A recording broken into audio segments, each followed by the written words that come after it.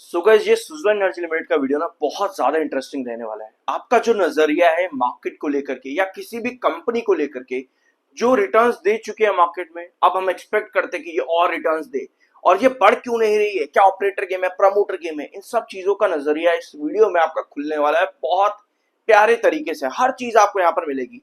अब मैं ये क्यों पॉइंट यहाँ पर रख रहा हूँ, उसके पीछे एक बड़ा रीजन आता है। लास्ट वीडियो जो मैंने सुज़लोन एनर्जी लिमिटेड का आज से लगभग 3 दिन पहले लिया था, उसमें बहुत अलग अलग कमेंट्स थे।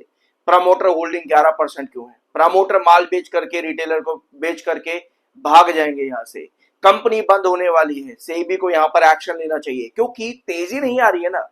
तो इन्वेस्टर का दिमाग यहाँ पर बहुत ज्यादा चलता है और 99% कमेंट्स इसी तरीके के थे कि भैया ऐसा हो रहा है, वैसा हो रहा है, ये हो जाएगा, वो हो जाएगा। अब यही चीजें होती है जब रिटर्न्स नहीं मिल पा रहे होते हैं। इस बीच में सब चीजों को समझना बहुत ज्यादा जरूरी है, क्योंकि इन सभी कमेंट्स और जो नजरिया है इन्वेस्टर का ना, ये पूरी तरह से इस वीडियो में मैं बदलने की कोशिश करूंगा। मतलब समझने की कोशिश हम ओवरऑल यहाँ पर करेंगे। I am NISM certified, subscribe जरूर कर देना अगर पहली बार आए हो तो। शुरुआत करते हैं आज के इस वीडियो की, जो कि बहुत इंटरेस्टिंग होने वाला है। कंपनी ने closure of trading window announce कर दी है, यानी Q1 के रिजल्ट्स के लिए कंपनी का टाइम अब यहां से शुरू हो जाता है। डेट्स कंपनी जल्द आपको बता देगी। कंपनी ने एक अपडेट दी, सुज़लोन एनर्जी लिमिटेड ने 400 मेगावाट का ऑर्डर कंपनी को मिलता है टाटा पावर रिन्यूएबल से, जो कि कंपनी की पार्टनरशिप में 1 गीगावाट की इंक्रीमेंट कर देता है in capacity in this order sheet. तो ये कंपनी के लिए एक अच्छी अचीवमेंट है। अब सुज़लोन एनर्जी लिमिटेड लो या फिर आप कोई भी कंपनी लो रिन्यूएबल एनर्जी सेक्टर की, फॉर एग्जांपल क्या करती है ये कंपनी, लगातार अपनी ऑर्डर शीट धीरे धीरे करके बढ़ाती है। ये किसी भी कंपनी के लिए अच्छी बात है।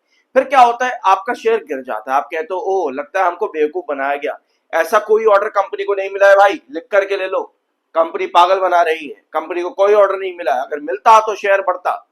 भैया मार्केट में दो चीजों से शेयर चलता है, पहला न्यूज और दूसरा चार्ट आपको क्या इंडिकेट कर रहा है। अगर हम तीसरा पॉइंट भी लें तो वो होते हैं टेक्निकल्स। इन तीन चीजों पर आपका स्टॉक काम करता है। अगर सिर्फ न्यूज के बेस पर आपके स्टॉक्स काम करने लगे तो भैया चार्ट्स तो होने ही नहीं चाहिए, एग्जिस्ट ही क्यों करते हैं चार्ट्स। तो ये एक पॉइंट है जो आपको समझना बहुत ज्यादा जरूरी है। तो यस, कंपनी को एक बड़ी अपडेट मिलती है, लेकिन अभी आपको ये समझने की जरूरत है कि मार्केट की टेंशन आपके थर्सडे के दिन से फ्राइडे और इस वीकेंड में बहुत ज्यादा एस्केलेट हो चुकी है, क्योंकि यूएस ईरान सिचुएशन वापस से वहीं आ गई है जहां पर हम पहले दिन पे थे। ये सारी सिचुएशन मार्केट को पूरी तरह से हिला सकती है आने वाले वीक में, यानी सुज़लोन एनर्जी लिमिटेड को। यानी दूसरा पॉइंट हमारा आता है इस वीडियो का, पहला भी हमने डिस्कस किया, दूसरा पॉइंट आपका क्या आता है कि मार्केट की सिचुएशन क्या है। अब जब हम मार्केट की बात कर रहे हैं तो हमें यहां पर लेना चाहिए सुज़लोन एनर्जी लिमिटेड को समझने के लिए निफ्टी एनर्जी। ठीक है, निफ्टी एनर्जी हमको यहां पर लेना चाहिए। निफ्टी एनर्जी ओवरऑल क्या इंडिकेट आपको कर रहा है, बिल्कुल एग्जैक्टली सुज़लोन एनर्जी लिमिटेड की तरह। जैसे सुज़लोन का चार्ट आपको दिखा है, लगभग 58 पर 3 बार आया, ठीक है, उसी तरह से निफ्टी एनर्जी भी आपका एक हायर रेंज पर काम कर रहा था 40,800 पॉइंट के पास में, जहां पे निफ्टी एनर्जी भी 3 बार आया पिछले 3 महीनों में। एग्जैक्टली सुज़लोन एनर्जी जहां पर 58 3 महीनों में 3 बार आया है, ऑलमोस्ट सिमिलर पोजीशन आपको नजर आ रही है। यानी कहीं ना कहीं हम कह सकते हैं कि सुज़लोन एनर्जी लिमिटेड जो है निफ्टी एनर्जी को कैरी कर रहा है। कैरी नहीं कहेंगे, वो बड़ा टर्म हो जाएगा, क्योंकि वेटेज इतना नहीं है सुज़लोन का निफ्टी को कैरी करने के लिए। हम ये कह सकते हैं निफ्टी सुज़लोन को कैरी कर रहा है, मतलब जहां पर निफ्टी की पोजीशन चल रही है सुज़लोन भी उसी तरीके से काम करने की कोशिश कर रहा है। तो ऐसे सिचुएशन पे अभी हम निफ्टी एनर्जी पे एक हायर हाई पोजीशन पर है, सुज़लोन एनर्जी लिमिटेड पर भी हम एक हायर हाई पोजीशन पर। और आपको मालूम है सुज़लोन एनर्जी लिमिटेड जब तक 200 EMA के ऊपर ट्रेड कर रहा है, लॉन्ग टर्म चार्ट यहां पर बुलिश है। उसी तरह से निफ्टी एनर्जी भी 200 EMA के ऊपर बना हुआ है, जो कि इसके चार्ट्स को पॉजिटिव इंडिकेट करता है। अभी हमने देखा यूएस ईरान का कॉन्फ्लिक्ट जो बढ़ चुका है, वापस से मार्केट में बड़ी टेंशन लेकर के आ सकता है। तो ऐसे में निफ्टी एनर्जी के फॉल की पॉसिबिलिटी, जहां पर निफ्टी एनर्जी का इंपॉर्टेंट बेस बनता है अराउंड 39,400 के आसपास। निफ्टी एनर्जी का इंपॉर्टेंट बेस 39,400 पर बनता है। तो ऐसे में आपको ये देखना होगा कि भैया कोई भी गिरावट या निफ्टी एनर्जी में बनती है तो वो सुज़लोन पर भी इंपैक्ट करेगी। दैट मींस कि सुज़लोन एनर्जी लिमिटेड भी आपको उसी तरह से इंपैक्ट होता देखने को मिलेगा और 56 रुपीज के आसपास कहीं ना कहीं ड्रॉप कर सकता है। ये पॉसिबिलिटी नजर आ रही है एज पर मार्केट सिचुएशन। यानी दूसरा पॉइंट आपका क्या आ रहा है कि मार्केट के अकॉर्डिंग भी वही आपका स्टॉक चलता है, आपको जिंदगी भर तेजी नहीं दिखती। सुजलॉन ने लॉन्ग टर्म पर्सपेक्टिव से अगर आप पिछले 5 साल के अंदर इन्वेस्टेड हो, भैया कोड़ियों का भाव का शेयर आपको इतना बढ़िया रिटर्न दे करके गया, ऑलरेडी रिटर्न तगड़े हैं। उस समय मार्केट भी आपको उसी तरह से फ्लरिश हुआ है। 2024 2023 अक्टूबर से 2024 जून का पूरा महीना मार्केट भी बड़ा तगड़ा बढ़ा, तो सुजलॉन ने भी वो रिटर्न्स दिए। अभी मार्केट की सिचुएशन क्या है उसके अकॉर्डिंग आपका स्टॉक भी उसी तरह से साइडवेज कंसोलिडेट कर रहा है 58 पे आसपास। यानी निफ्टी एनर्जी या आपका मार्केट की क्या सिचुएशन है उसके अकॉर्डिंग सुजलॉन एनर्जी लिमिटेड भी आपको रिएक्ट करता देखने को मिल रहा है। तो apart from all that Krebs, यानी कि अपार्ट फ्रॉम दैट की कंपनी के प्रमोटर कैसे हैं, कंपनी का ऑपरेटर क्या चल रहा है, कंपनी का ये चल रहा है, कंपनी का वो चल रहा है, आप ये भी समझो कि सारी सिचुएशन इवैल्यूएट किस तरह से मार्केट के अंदर होती है, किसी भी स्टॉक को तेजी में लेकर के जाने के लिए, साइडवेज लेके जाने के लिए या गिराने के लिए। यानी कि आप सिर्फ न्यूज के ऊपर नहीं बैठ सकते, आपको चार्ट्स और टेक्निकल्स भी समझने बहुत ज्यादा जरूरी है। होप ये पॉइंट यहां पर आपको क्लियर होगा। हम आते हैं आपके नेक्स्ट पॉइंट पे। एक पॉइंट मेरे पास और है आपका, no one can hold it for long. Suzlon energy limited को कोई भी लंबे समय के लिए होल्ड नहीं कर सकता। Its upward journey can not be stopped as long as promoter as willing to take it to next level. बहुत खराब इंग्लिश है, फिलहाल कोई बात नहीं, काम चला लेंगे इससे। इनका मुझे लग रहा है कि ये कहना है कि सुजलॉन एनर्जी लिमिटेड को लॉन्ग टर्म के लिए होल्ड करना बेकार है, प्रमोटर जब चाहेंगे तभी बढ़ेगा, उसके अलावा प्रमोटर यहाँ पर इसको वापस से गिरा देंगे, कुछ ना कुछ ऐसा इनका यहाँ पर कहना है कि प्रमोटर जब चाहेंगे तब बढ़ेगा। अब ये सवाल जो मैंने वीडियो की शुरुआत में आपको उठाया कि आप व्यूअर्स का बहुत सवाल है सबसे बड़ा कि भाई प्रमोटर कहाँ है, प्रमोटर क्यों नहीं बढ़ रहा है, प्रमोटर क्यों होल्डिंग नहीं बढ़ा रहे। ये सवाल व्यूअर्स ने या फिर इन्वेस्टर्स ने तब नहीं उठाया जब सुजलॉन एनर्जी भाग रहा था।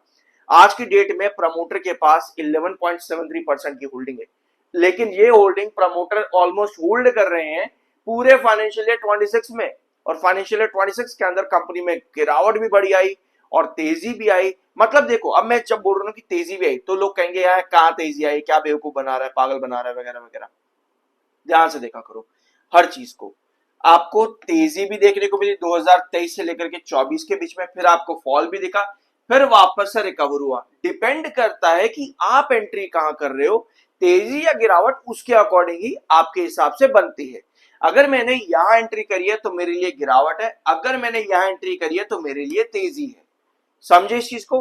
हर किसी का पर्सपेक्टिव अलग हो सकता है, जिसने जहां पर एंट्री करी है उसके अकॉर्डिंग।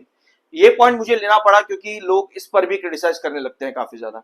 ठीक है, अब आज की डेट में जहां प्रमोटर की होल्डिंग 11.73 है तो पब्लिक या लोग वहां पर सबसे बड़ा मुद्दा उठाते हैं, जबकि पब्लिक ने वो मुद्दा तब नहीं उठाया जब 2023 में प्रमोटर के पास 14.50 से अचानक 13.28% की होल्डिंग हो गई थी, और तब भी आपका शेयर भाग रहा था, क्योंकि तब तो शेयर चल ही रहा था। तो भैया प्रमोटर का मुद्दा उठाने की कहां से बात आ जाती है। लेकिन अब जब गिरावट है तो प्रमोटर का मुद्दा उठाने की बात सबसे आगे आती है, क्योंकि हमें ज्यादा कुछ नहीं आता है कि भैया हम ऑपरेटर कह दें और प्रमोटर कह दें कि भैया इनके अकॉर्डिंग शेयर चल रहा है, इसमें हम बहुत महान बन जाएंगे।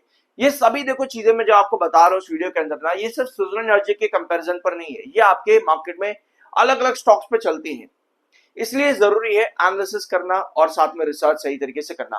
प्रमोटर की होल्डिंग ऐसा नहीं कि आज कम है, प्रमोटर की होल्डिंग हमेशा से कम रही है।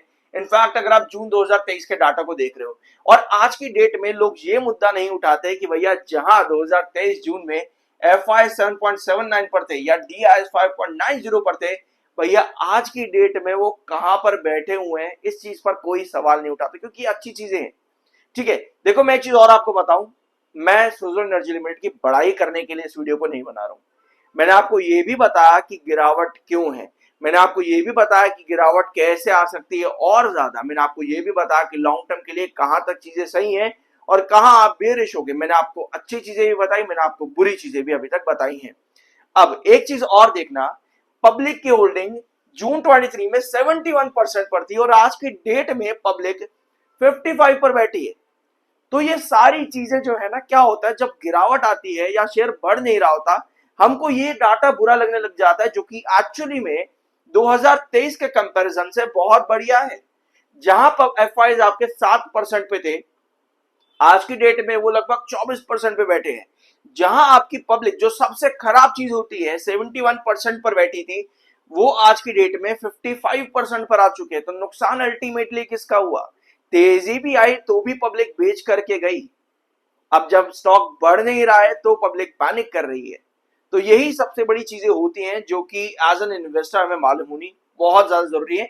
और इन सब चीजों को एक्चुअली रिसर्च करो, रादर देन की ऑपरेटर गेम है, प्रमोटर गेम है, प्रमोटर होल्डिंग क्यों नहीं बढ़ा रहे भाई। मार्केट में ऐसी बहुत कंपनीज है जहां पर प्रमोटर होल्डिंग निल है, एफआईएस दिया है बढ़िया तरीके से, लेकिन कंपनी बिजनेस चला रही है तो शेयर भी आपको बढ़ता देखने को मिलता है, या तेजी या गिरावट। ये सब चीजों के पीछे मार्केट टेक्निकल आपके चार्ट और आपकी खबरें क्या आ रही हैं वो डिसाइड करती है।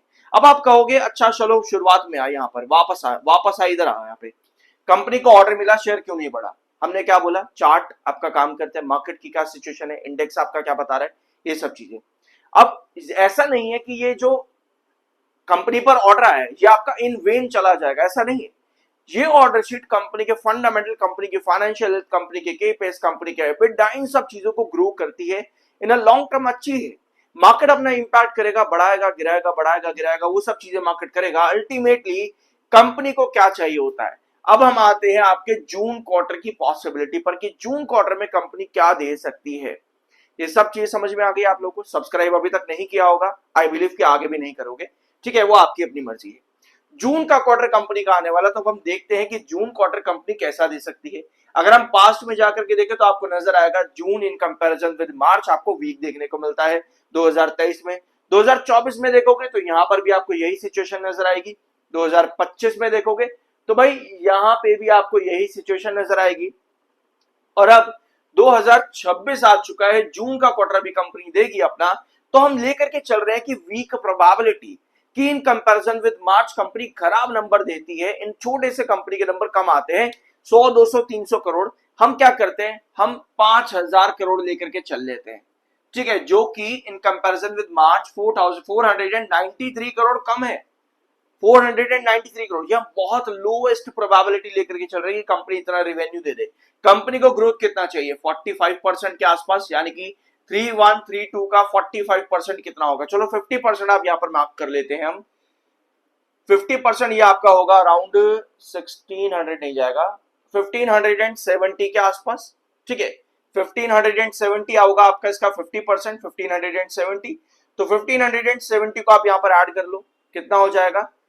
ये बनेगा आपका लगभग 4700 करोड़ के आसपास, ठीक है। 4700 करोड़ इतना कंपनी को रिवेन्यू चाहिए अल्टीमेटली। ये पॉसिबिलिटी कंपनी की बनती है। हम लोएस्ट प्रोबेबिलिटी लेकर के चल रहे थे, अगर कंपनी 4700 करोड़ का रिवेन्यू भी लेकर के आ जाए, अगर मैंने सही कैलकुलेट करा, आप इसको सही तरीके से कैलकुलेट कर लेना एक बार, मैंने रफली कैलकुलेट करके आप लोग को यहाँ पे बताया है। अगर कंपनी इतना रिवेन्यू भी लेकर के आ जाए तब भी कंपनी का ग्रोथ बढ़िया है, क्योंकि एक चीज और नोट करना, दिसंबर 2025 का रिवेन्यू 4236 करोड़ पर था, तब भी आपको शेयर पर तेजी नहीं दिखी, क्योंकि ग्रोथ कंपनी का आधा हो गया था। लेकिन इस बार जब आप देखोगे कि कंपनी का रिवेन्यू आपका 4700 करोड़ पर आएगा, बट ग्रोथ अच्छा होगा, तो ये कंपनी के एडिशन करेगा इन फंडामेंटल एंड फाइनेंशियल्स, जो कि एक पॉजिटिव चीज होती है इन अ लॉन्ग टर्म ग्रोथ। अब जब लॉन्ग टर्म ग्रोथ की बात आती है तो लोगों को समझ में आती है कि अच्छा चलो चार्ट की बात यहां पर हो रही है कि चार्ट लॉन्ग टर्म में बढ़िया काम करेगा। Long term growth doesn't only mean chart, it means कि कंपनी के फाइनेंशियल फंडामेंटल कितने ग्रो कर सकते हैं। क्योंकि शॉर्ट टर्म के अंदर आपके मार्केट क्या सिचुएशन क्या, आपके इंडाइसेस क्या बता रहे हैं, वो सब चीजें आपको धीरे धीरे करके तेजी में भी लाते हैं, गिरावट में भी लाते हैं, करेक्शन भी करते हैं और कंसोलिडेशन भी करते हैं। लॉन्ग टर्म ग्रोथ आपके बुलिश मार्केट में आपको मदद सबसे ज्यादा करते हैं। इस वीडियो में कुछ भी जानने को मिला हो, एक सब्सक्राइब जरूर करते जाना। मिलता अगले वीडियो में।